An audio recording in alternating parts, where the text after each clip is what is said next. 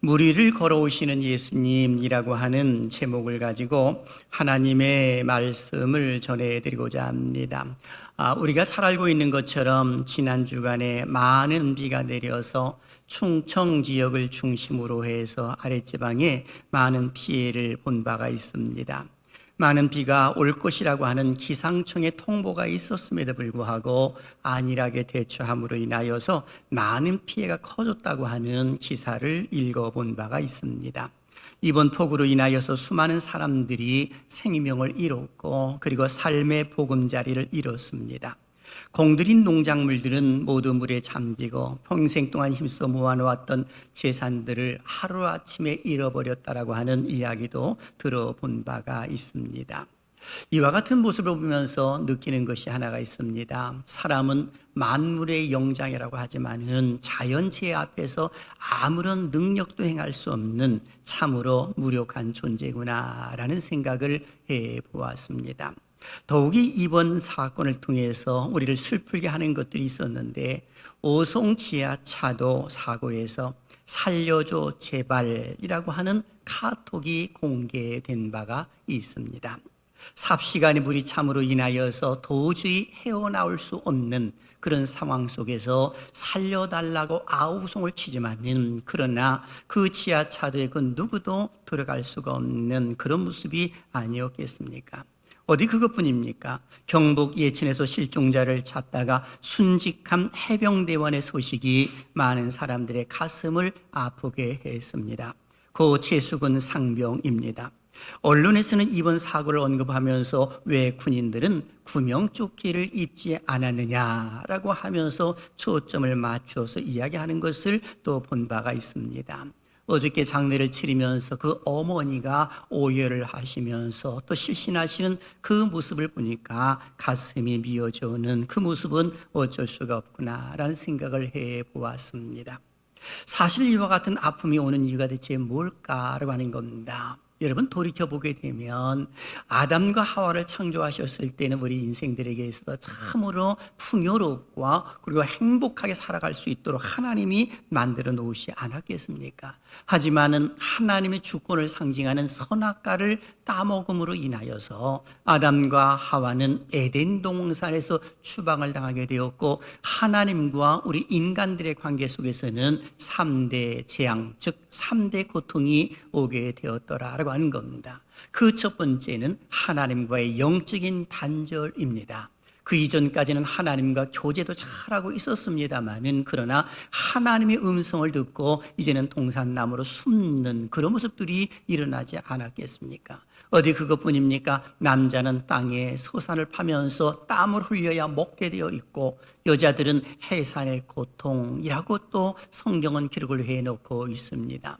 그리고 더 나아가서는 세 번째 고통은 죽음의 고통입니다. 사실 죽음이라고 하는 것은 우리 기독교인들은 하나님은 성도들의 죽음도 귀히 보신다라고 말씀하고 있습니다만은, 그럼에도 불구하고 죄의 결과이기 때문에 고통스러운 모습이다라고 이렇게 볼 수가 있는 것입니다. 그런 거로 세상 속에 살고 있는 모든 사람들은 안전지대라고 하는 것이 결코 없다라고 하는 것입니다. 놀랍게도 하나님께서는 이렇게 고통당하고 있는 인간들을 구원하시기 위하여 독생자 예수 그리스도를 이 땅에 보내주셨더라라고 하는 것입니다. 그래서 예수님께서 이 땅에 오셔서 공생의 삶을 사시면서 병들고 연약하고 소외된 자들을 위면치 아니하시고 사람들의 문제를 가지고 오게 되면 어김없이 해결해 주셨고, 또는 찾아가 주심으로 인하여서 그 문제를 해결해 주시는 하나님이심을 친히 보여주신 그런 모습이 공생의 삶 속에서 잘 드러났던 것을 보게 됩니다. 오늘 본문 속에서도 역시 힘겹게 고통을 당하고 있는 제자들을 위면치 아니하시고 공생의 삶을 사셨던 주님께서는 메시아성을 드러내시는 그 모습이 성경 속에 기록되어 있는 것을 보게 됩니다. 한 번은 예수님께서 사랑하는 제자들을 향하여 게네사렛 땅에 가기 위해서 배를 타고 가라고 그들을 재촉해서 보내신 바가 있습니다. 그런데 웬걸 육지에서 어느 정도 떨어지고 난 이후에 큰 바람으로 인하여서 이 제자들이 고통을 당하는 그런 모습들이 일어났더라라고 하는 겁니다. 그래서 오늘 본문 24절은 이렇게 기록을 합니다. 같이 읽어볼까요? 시작. 배가 이미 육지에서 술이나 떠나서 바람이 거스름으로 물결로 말미암아 고난을 당하더라. 아멘. 여기 보게 되면 배가 이미 육지에서 술이나 떠나서 라고 이렇게 기록이 되어 있습니다. 멀리 떨어져 있다는 것입니다. 그런데 갑자기 바람이 거스름으로 물결이 쉴 새 없이 일어났다는 겁니다. 여기 물결이라고 하는 단어는 쉴 새 없이 계속적으로 밀려오는 큰 물결들을 일컬어 말해주고 있는 겁니다. 이렇게 바람으로 인하여서 물결이 크게 일어나는 것이죠. 그런데 제자들이 이것으로 인하여서 고난을 당하고 있었더라라고 성경은 기록을 해놓고 있습니다. 이 고난을 당하더라라고 하는 말의 원어를 보게 되면 다사니조메논이라고 표현을 쓰고 있는데, 이 단어는 해산의 고통, 즉 여자들이 잉태를 하고 그리고 아이를 낳았을 때의 그 고통스러운 모습을 쓸 때에 쓰는 단어입니다. 그러니 지금 제자들이 물결로 말미암아 고난을 당할 때는 여인들이 아이를 낳을 때 그 아프고 고통스러운 모습을 그대로 표현해주고 있더라라고 하는 것입니다. 그러니 지금 제자들이 출발할 때에는 아마도 이런 큰 물결이 일어나지 않았을 것입니다. 그런데 어느 정도 가다 보니까 그것도 깜깜한 밤에 이런 물결이 일어남으로 인하여 그들이 얼마나 무서웠을까라고 하는 것입니다. 모르긴 해도 그들은 자신들의 경험과 재주와 기술을 총동원했을 것입니다. 어떻게 하면 이 물결을 우리가 막을 수 있을까? 어떻게 하면 우리의 생명을 보존시킬 수 있을까? 최선을 다해서 아마 그들은 노력을 했을 것입니다. 하지만 인간의 한계가 있는 것 아니겠습니까? 바로 그런 순간 속에서 우리 주님께서는 찾아와 주셨더라라고 하는 겁니다. 그래서 오늘 성경 25절을 보니까 이렇게 기록이 되어 있습니다. 밤 사경에 예수께서 바다 위로 걸어서 제자들에게 오시니라고 기록이 되어 있습니다. 여기 밤 사경이라고 말했을 때 유대인의 그 시간법으로 보게 되면 그 밤을 사경으로 나눕니다. 제1경은 오후 6시부터 9시까지를 1경으로 보고, 그리고 오후 9시부터 자정까지를 2경이고, 자정부터 또 새벽 3시까지를 3경으로 보고, 4경은 새벽 3시부터 시작을 해서 이 6시까지입니다. 그래서 이게 4경이거든요. 그렇다면 지금 4경이라고 표현했을 때는 가장 깜깜하고 어두울 때를 일컬어 말하는 겁니다. 영적으로 말하게 되면 가장 고통스러운 모습 순간 속에서 우리 주님께서는 바다 위로 걸어서 제자들에게 오셨다라고 성경은 기록을 해놓고 있는 것입니다. 예수님께서는 비록 산 위에 계셔서 기도를 하고 계셨습니다마는 제자들의 형편과 처지를 아시고 외면치 아니하시고 물 위로 걸어서 찾아오셨더라라고 이렇게 성경은 기록을 해놓고 있는 겁니다. 저는 이 말씀을 중심으로 해서 세 가지 질문을 통해 말씀을 전해드리고자 합니다. 첫째, 찾아오신 주님을 대하는 제자들의 모습은 어떠했을까라고 하는 겁니다. 둘째, 주님께서 찾아오심으로 인하여서 어떤 결과가 나타났을까라고 하는 겁니다. 셋째, 우리의 남은 인생을 어떻게 살아가는 것이 옳을까라는 겁니다. 인생의 바람이 실제로 일어날 수 있는 상황 속에서 어떻게 우리가 남은 인생을 대처하면서 살아야 되는가라고 하는 것을 말씀을 통해 전해드리고자 합니다.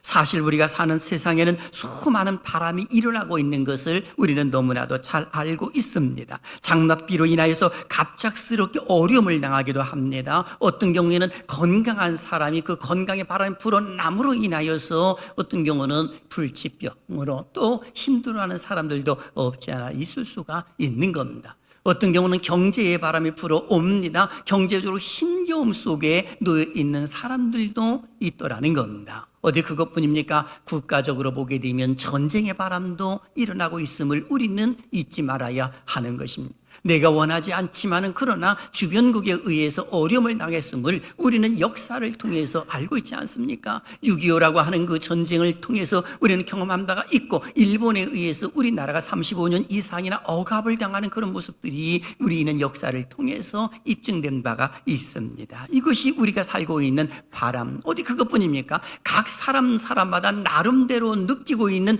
그런 갑작스럽게 일어나는 바람으로 인하여서 고통스러워하는 사람들도 있더라는 겁니다.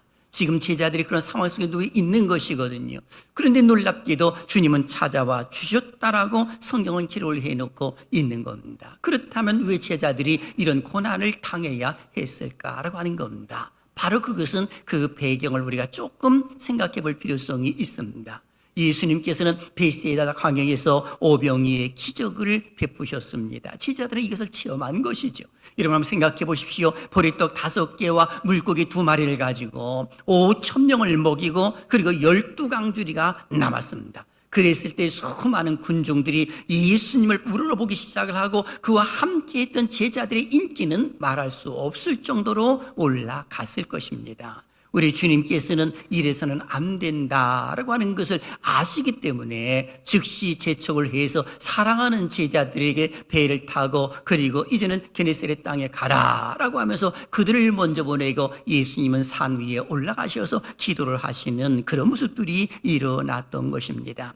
그런데 갑작스럽게 큰 바람이 일어남으로 인하여서 그 물결로 고난을 당하게 된 것입니다. 이런 상황 속에서 우리의 인생에는 두 종류의 모습으로 나타납니다. 어떤 사람들은 내게 어떤 바람이 불어났을 때에 믿음이 있는 자로서의 믿음의 표현을 나타내는 사람이 있는 반면에 어떤 사람은 그 풍랑으로 인하여 또는 바람 물결로 인하여서 세상길로 가다가 죽는 경우도 없지 않아 있더라라고 하는 것입니다. 오늘 우리는 어느 쪽에 속해 있는가를 스스로 한번 생각해 볼 필요성도 있는 겁니다. 자, 그러면 첫 번째로 찾아오신 예수님에 대한 제자들의 반응은 어떤 모습이었을까라고 하는 겁니다. 그 첫 질문 속에서 오늘 답은 2가지로 제시를 합니다. 그 첫째는 큰 두려움에 사로잡혔다는 겁니다. 오늘 본문 26절 한번 보실까요? 읽어봅니다. 시작. 제자들이 그가 바다 위로 걸어오심을 보고 놀라 유령이라 하며 무서워하여 소리 지르거늘 아멘. 여기 보니까 물 위를 걸어서 오시는 예수님을 바라보았던 제자들의 반응은 어떤 모습이었습니까? 무서워하여 라고 이렇게 표현되어 있습니다. 두려워했다는 것입니다. 한마디로 말하게 되면 그들은 너무너무 무섭고 두려워서 그 혹시 유령인가 라고 이렇게 생각을 했다라고 말합니다. 그도 그럴 것이 사람이 형체를 한 존재가 풍랑이 있는 바다 위를 걸어오는 기상천외한 사건을 목격을 하고 심히 두려워했다는 겁니다. 유령이라고 하는 것은 눈에 보이는 실체가 없는 것을 의미하는 것입니다. 즉 헛개비를 일컬어서 말해주고 있는 것이 유령입니다. 그런데 눈에 보이지는 그 모습은 바로 이 물을 걸어오고 있는 그 모습은 자기들이 헛개비를 보고 있는가라고 하면서 심히 무서워서 두려웠던 그런 모습이죠.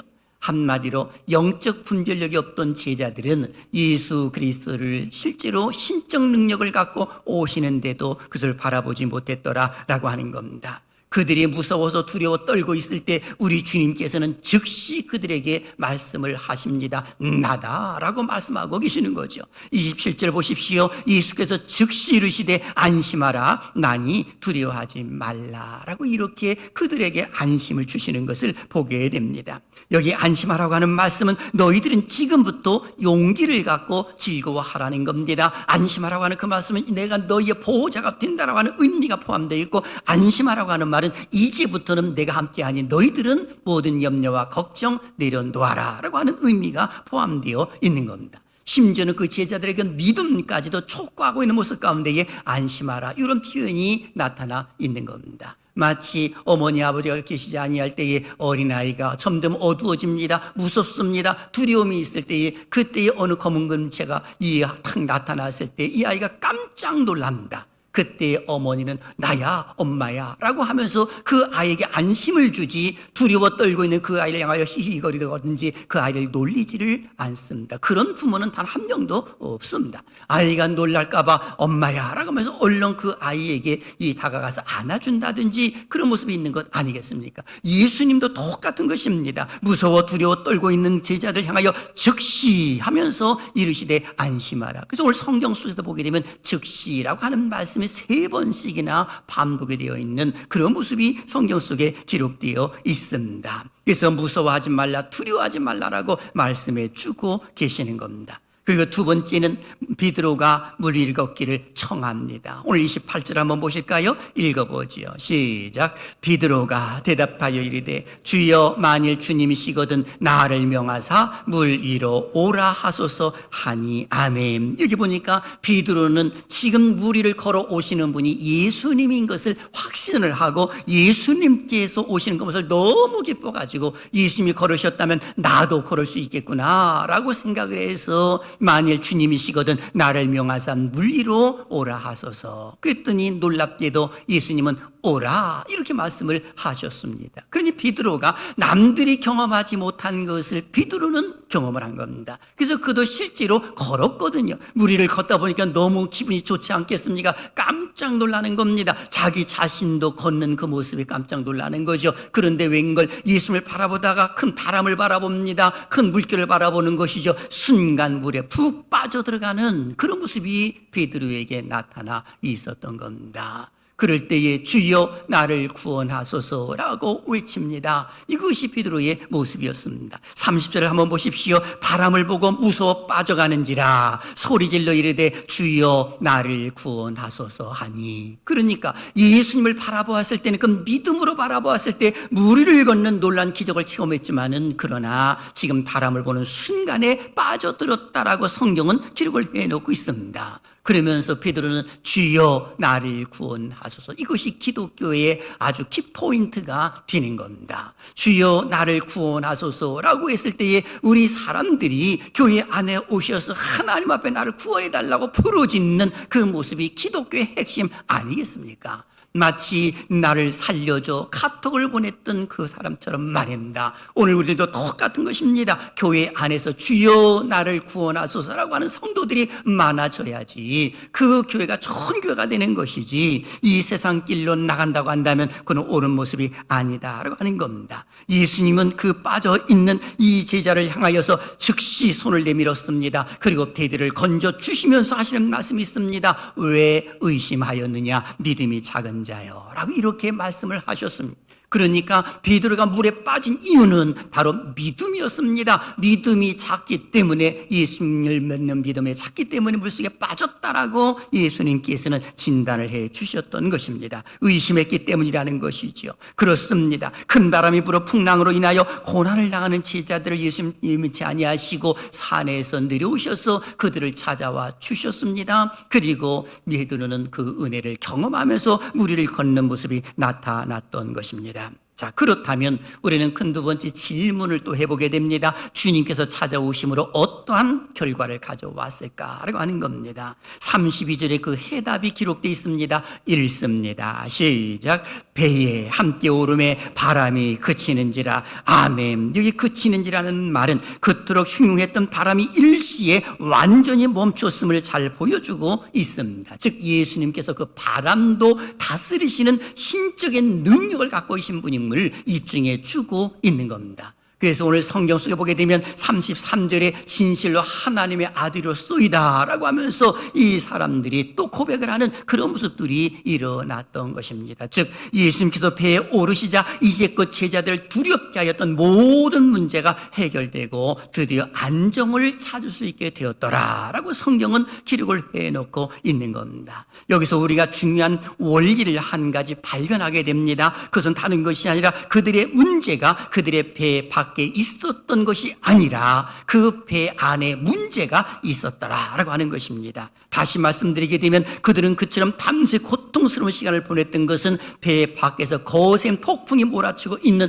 파도가 얼마나 무서운가라고 하는 것이 있는 것이 아니라 그들의 내면에 있었더라라고 하는 겁니다. 이런 관점에서 보게 되면 성도의 모든 문제는 환경의 문제가 아니라 자기 내면의 문제라고 하는 그 사실을 알려주고 있는 겁니다. 사랑하는 제자들이 배에 머물러 있었을 때 예수님이 계시지 않음으로 인하여서 큰 풍랑으로 고통을 당하지만 예수님이 그 배에 오르시자마자 바람이 잔잔해졌다라고 성경은 기록을 해놓고 있습니다. 마치 영적으로 내 인생의 항해 속에서 내 인생의 배에 누가 오르고 계신가라고 하는 것을 알려주고 있는 것입니다. 나의 내면 세계 속에서 믿음에서 비롯된다는 그 사실을 알려주고 있는 겁니다. 믿음이 있느냐 믿음이 없느냐, 그리고 내 인생에 있어서 예수 그리스도가 나의 목자장이 되어주시고 내 인생에 있어서 예수 그리스도가 선장이 되어서 내 인생을 이끌어 가시느냐, 아니면 내가 내 마음대로, 그리고 예수님은 그냥 저 뒤에 계십시오, 내가 알아서 하겠습니다 라고 하면서 나가느냐의 차이점이라고 말할 수가 있을 듯합니다.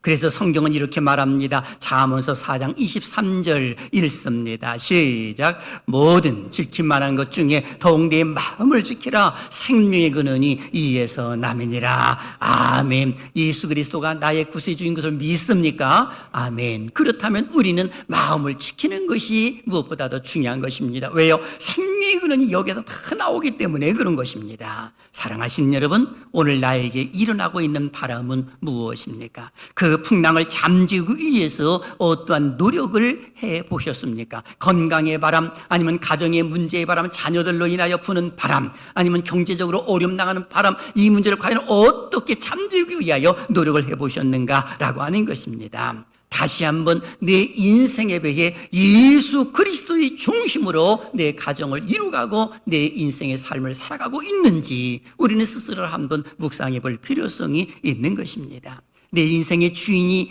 바로 주님이 아니라 나 있지는 않았는지라고 하는 것도 생각해 보는 것입니다. 그런 거로 오늘 우리가 가져야 할 자세 두 가지가 있습니다. 우리의 남은 인생 풍랑 만날 수밖에 없는 겁니다. 바람 불 수밖에 없는 것입니다. 여기에서 이 피할 사람은 아무도 없습니다. 이것이 아담과 하와의 원죄의 결과예요. 이것을 피할 수 없는 것이죠. 다만 이것을 어떻게 극복할 수 있느냐가 우리의 관건 아니겠습니까? 저는 살아신 여러분들이 두 가지의 자세를 가졌으면 좋겠습니다. 첫째, 환경을 바라보고 두려워하지 말아야 합니다. 환경 때문에 넘어지지 말라는 것이죠. 오늘 주님께서도 제자들 찾아오셨을 때에 제자들이 무서워합니다. 두려워 떨고 있습니다. 이때 주님은 제자를 향하여 두려워하지 말라라고 말씀을 하셨습니다. 왜 두려워하지 말라고 하셨을까요? 내가 너희와 함께하기 때문이라는 것입니다. 예수님이 함께하시기 때문에 두려워하지 말라는 것이죠. 우리가 삶을 살아가면서 환경 때문에 무서워하고 두려워 떠는 경우도 실제로 많이 일어나는 경우가 있지 않습니까? 그럼에도 불구하고 우리가 환경 때문에 무서워하거나 두려워하지 말아야 할 이유는 세 가지 이유 때문에 그렇습니다. 그 첫째는 우리 주님께서 이 재촉하셔서 갔기 때문에 순종하는 삶 속에서는 두려워할 이유가 없는 겁니다. 다시 말하게 되면 하나님 말씀에 내가 거하고 또는 순종하면서 예배를 드리고 또는 봉사도 하고 그런 가운데서 환난을 당하고 어려움을 당하고 큰 바람이 일어났을 때 그것 때문에 두려워할 이유가 없다는 겁니다. 오늘 성경 속에서도 기록하지요. 22절을 보십시오. 예수께서 즉시 제자들을 재촉하사 자기가 무리를 보내는 동안에 배를 타고 앞서 건너편으로 가게 하시면서 기록을 해놓고 있습니다. 재촉하셨다고 말합니다. 제자들을 보낸 거죠. 제자들은 순종을 하고 나간 것입니다. 아마 순풍이 불었을 것입니다. 그러나 얼마 가지 않아서 큰 풍랑을 만난 것 아니겠습니까? 그래도 걱정하지 말아야 할 이유는 하나님 말씀에 순종한 모습 가운데 나가는 환난이기 때문에 그런 겁니다. 그리고 두 번째는 중보 기도를 주님께서 해주시기 때문에 그런 것이죠. 23절도 보십시오. 무리를 보내신 후에 기도하러 따로 산에 올라가시니라 저물매 거기 혼자 계시더니 라고 성경은 기록을 해놓고 있습니다. 예수님께서는 기도하고 계시는 겁니다. 중보 기도를 하셨습니다. 사랑하는 제자를 위해서 기도하셨겠지요. 풍랑이 일어나는 것도 주님께서 보셨을 것입니다. 그리고 주님은 이런 기도도 하셨으리라는 생각을 해봅니다. 저 풍랑으로 인하여서 저 바람으로 인하여서 제자들이 시험 들지 아니하고 믿음이 한 단계 올라가기를 원하는 우리 주님께서 그런 중보 기도를 하시지 않았을까라는 생각을 해보는 겁니다. 그러니 우리들도 염려할 이유가 없는 것은 우리를 위하여서 중보 기도를 해주시는 성령님이 계시고 우리 주 예수님이 계시기 때문에 걱정할 이유가 없다는 겁니다. 그리고 세 번째는 주님께서 친히 찾아와 주시기 때문에 그런 겁니다. 25절을 다시 한번 보십시오. 밤 사경에 예수께서 바다 위로 걸어서 제자들에게 오시니라고 이렇게 기록이 되어 있습니다. 가장 힘들 때 주님께서는 어김없이 찾아오셔가지고 그들을 안정적으로 또 이끌어 주셨고 그리고 주님께서 모든 문제를 해결해 주시는 그런 모습이 있는 것 아니겠습니까? 그런 거로 우리들도 똑같은 것입니다. 환경을 바라보고 무서워하거나 두려워할 이유가 전혀 없는 것입니다. 내 사랑하는 사람이 먼저 떠났다라고 해서 그것 때문에 우리는 쓰러질 수가 없는 것입니다. 예수님을 바라보기 때문에 그런 것이죠. 우리가 잘못 오해하게 되면은 내 사는 사람들이 내게도 다 한 명 두 명 다 떠나다 보니까 나만 남았어. 이제 나 혼자 어떻게 사는가라고 이렇게 생각하는 경우도 없지 않아 있을 수가 있는데 그것은 좋은 생각이 아닌 것입니다. 하나님께서 내게 생명 주시는 한 내가 사는 날 동안 하나님의 이름을 높이며 기쁘고 즐겁고 행복하고 하나님을 주를 찬송하며 살리라 이렇게 다짐하고 기도를 해야지 이 자꾸만 이런 그 바람 속으로 빨려 들어가서는 안 된다라고 하는 것입니다.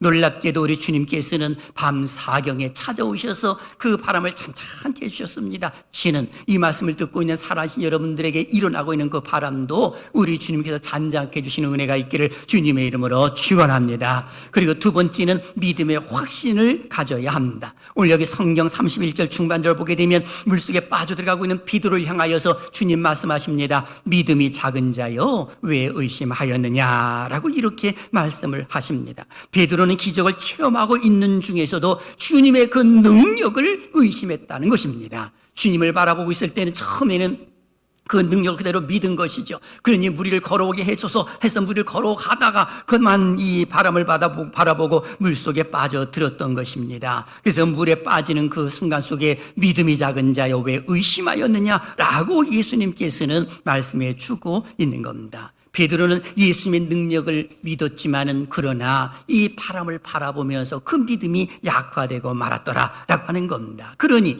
이것이 인간의 모습이에요. 우리도 어느 순간에는 예배를 드리면서 믿음의 확신을 갖죠. 그러다가 세상 속에 나가서 보게 되면 그 믿음을 어느 때는 잃어버리고 그리고 환경을 바라보고 주변을 바라보다가 결국에 있는 그 믿음을 저버리는 그런 모습들도 없지 않아 있는 경우가 있습니다. 예컨대 이스라엘 백성들을 보십시오. 출애굽 1세대들이 얼마나 하나님의 능력을 많이 체험했습니까? 가데스 바네아에서 이제 가나안 땅만 들어가면 되거든요. 12명을 정탐꾼을 보내고 난 후에 그들이 40일 동안 정탐하고 나서 보고를 합니다. 10명이 좋지 못한 보고를 했을 때에 모세를 비롯해서 그리고 이스라엘 백성들이 원망하기 시작을 합니다. 하나님을 다 들으신 거죠. 여러분 그동안에 하나님의 은혜로 하나님의 기적을 얼마나 많이 체험을 했습니까? 그런데도 그 순간에 그들이 와서 보고를 하니까 거기에는 거민들이 살고 있고 우리는 그들이 볼 때 메뚜기에 불과합니다 라고 하면서 자기들을 작게 보고 그들을 크게 본 겁니다. 여러분 마귀를 크게 보면 이길 수가 없는 것이죠. 세상을 크게 보게 되면 기독교가 살아날 수가 없는 겁니다. 성도들이 문제를 크게 보게 되면 하나님의 능력은 축소될 수밖에 없는 것 아니겠습니까? 그러니 우리 주님께서는 말씀하시는 겁니다. 믿음이 얼마나 중요한 것인지 믿음이 없으면 하나님을 기쁘시게 할 수가 없다는 겁니다. 그래서 히브리서 11장 6절 기록하지요.